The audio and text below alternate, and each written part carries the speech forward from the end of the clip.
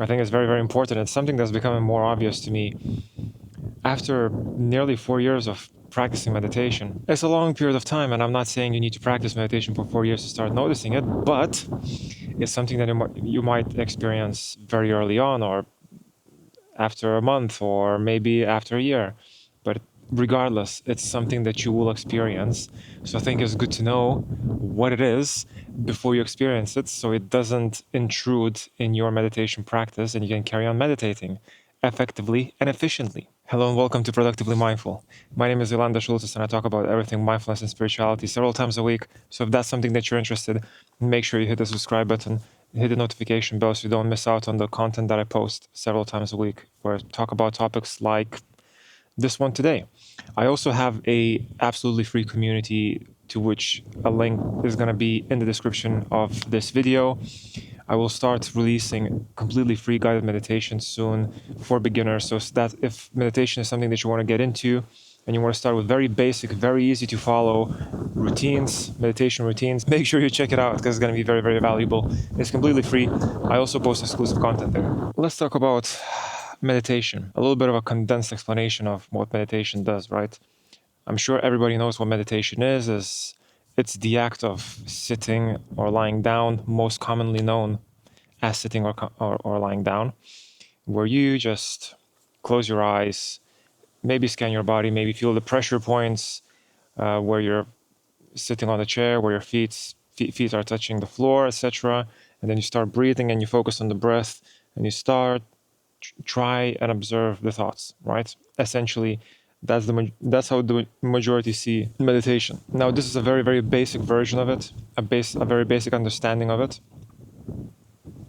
And that is more than enough for you to know to be able to start it. But when you start going deeper into the meditation, questions start arising. Why do I keep getting distracted by thoughts? Why is it that the more I try observing the thoughts, the more difficult it becomes observing them? Why do I get these weird sensations when I practice meditation? Why this? Why that? Like, all these questions start popping up and you inevitably start researching and trying to find out why that is. Maybe you don't research externally. Maybe you start looking within. But sometimes that might be a challenge because you're trying to answer a question by yourself that you're asking yourself, right? So it can be difficult. Sometimes it's good to maybe read some books, maybe look at guided meditations, maybe actually talk to spiritual guides like myself.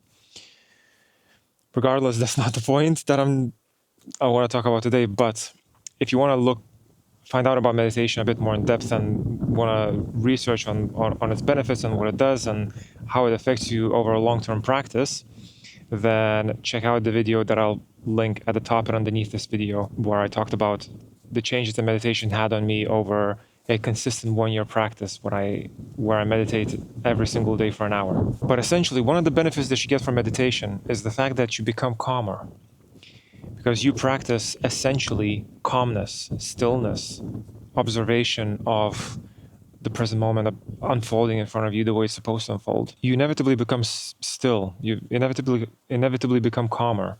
Your breath slows down. Your heart rate slows down. There's physiological changes as well. But one of the things that becomes very apparent when you practice meditation is that this calmness, this intense presence, this observation of every single moment starts reducing the background noise. What do I mean by background noise? I mean being overly concerned about what somebody says to you, being overly concerned about the fact that somebody overtook you on the road, maybe some sort of a minor comment by somebody, like minor things that for whatever reason trigger something very strongly in us that shouldn't otherwise do so. We start managing these triggers a lot better because we are calmer within. We become calmer and centered from meditation. Our energies become higher frequencies, and then those lower frequencies, they don't resonate with the lower frequency that we might have once had. So you go into this higher frequency and the noise starts going away. But depending on how emotions affect you, that noise going away can become even louder than the noise was on its own. Let me explain what I mean. Let's imagine the noise level is about here, like halfway the picture of this video, right? Now I'll take two examples. One's gonna be me, and the other one's gonna be my wife. I don't get affected by emotions as much, and I usually push them aside, right? That's what I tend to do. Obviously, I'm working through that because of mindfulness and spirituality practices. And one of the practices that I do is the 5-step approach towards emotional freedom. And again, that's something I made a video about. So if you want to check it out, I'll do the exact same thing. I'll link it above and underneath this video. Feel free to have a look. But essentially, the 5 steps are when you get a very powerful emotion, or any emotion, if you want to practice with everything, you have to recognize it, accept it, embrace it, understand it, and create insight. So that's what I'm trying to do, right? With all my emotions. But before you become aware of this approach, before I was aware of this approach, all I knew was to suppress my emotions and not feel. Try to go through life by, I used to say, just not caring. Not much affects me because I just don't care. You know, it just doesn't bother me. Where in actual fact, it did bother me, and it still does bother me. But all I was doing is I was disassociating from the situation, from the events, from the experiences, and I was suppressing my emotional states, my sensations that I was sensing at the time from these emotions, from the thoughts that emotions were creating. Because I was so good at suppressing, and because those emotions, because of the suppression, weren't affecting me as much, they were always sitting below this noise level, right? They were somewhere around here. As I was practicing mindfulness and spirituality, as I was going deep into meditation, as I was going deeper and deeper into the process of those 5 steps of emotional freedom, that noise level started diminishing.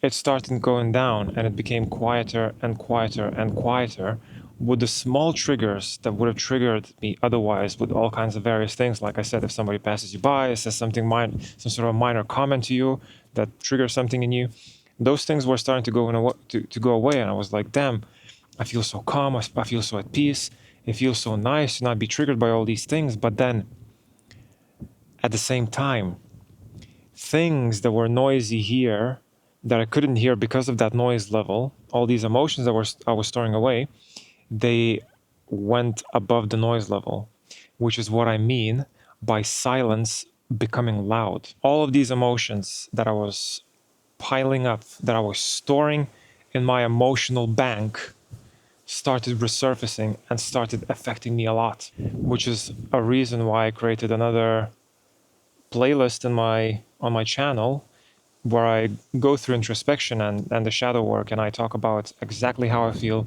exactly what I'm going to do to overcome these things.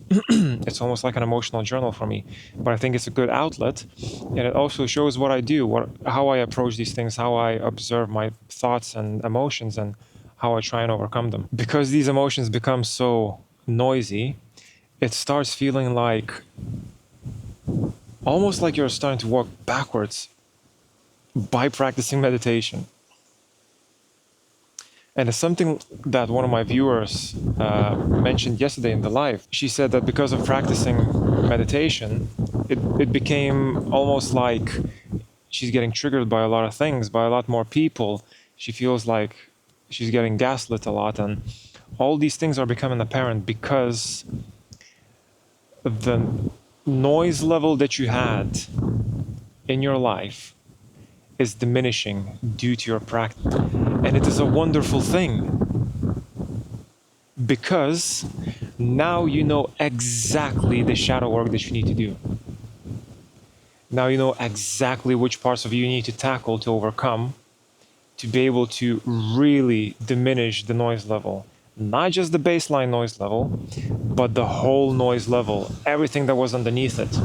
All these peaks and rises in those emotional states that you had. Those are the actual really substantial triggers that you have that will really resurface very often based on certain events, situations, experiences that you might be presented with by creation itself. Now, if I take my wife as an example, my wife feels emotions a lot more substantially than I do. And that might be somebody like you, right? Maybe you feel emotions very substantially. Maybe emotions hit you a lot and you have no choice but to really feel them and deal with them as they happen. In that case, what happens is you have your baseline noise level and your emotions go above it. So you start doing shadow work early. Now that might sound like I'm saying if you feel emotions very strongly and heavily, that means you don't need to meditate because meditation only reduces that baseline noise level. That is not the case. Yeah, sorry.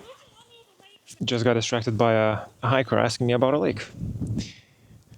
Hopefully they find the lake. So if I remember correctly, I was talking about the fact that if you feel big emotions, that means you shouldn't do meditation, right? Because it only affects your baseline noise level. Not the case, completely not the case. Because that baseline noise level will bring down the level of those emotions with it. All the small triggers that might be part of that high emotional sensitivity states will come down as part of the practice of meditation. And it's not just those emotions, you still get triggers that don't go above that noise level. Minute things that would come down with that baseline noise level that I talk about. So meditation helps you regardless if you feel emotions strongly, if you don't feel emotions strongly, but just be mindful of the fact that it is normal to feel like silence becomes loud from practicing meditation. Because, like I said, all these things that might be potentially underneath the noise that you already sense, once you practice meditation, those noises, that all that noise that's stored below the baseline noise, so many noises, will become very apparent. But the good thing is, the beautiful thing is, that's where the work will begin. That's where you will really start seeing changes. And it's really, really difficult, really challenging. And it's something that I'm really going through right now, dealing with myself. And if you're doing the same thing, if you're dealing with it, trust me, I feel for you. I feel for you, and I'm so happy for you because I know exactly how you feel. And I can tell you right now, you will do it. You will manage to succeed. You will work through the shadow work and you will come out on top and you will become truly and fully emotionally free. Not to say that you won't feel emotions, but you won't become the emotions. That is the big distinction. I hope you guys enjoyed the video. If you did enjoy it, make sure you click like, share, comment, subscribe. Let's have a discussion underneath the video. Do you agree with what I said? Does it make sense? Do you disagree? I'm always happy to listen to different perspectives towards the topics that I speak about. Just going to mention the free community that I have, free mastermind community. The link is going to be underneath the video. If you really want to make use of the free guided meditations that I will be posting, they're going to be really, really good. There's about 15 that I have planned. They're all 15 minutes long, all different variations. So you're free to try them out. All of them you'll get access to by joining the community.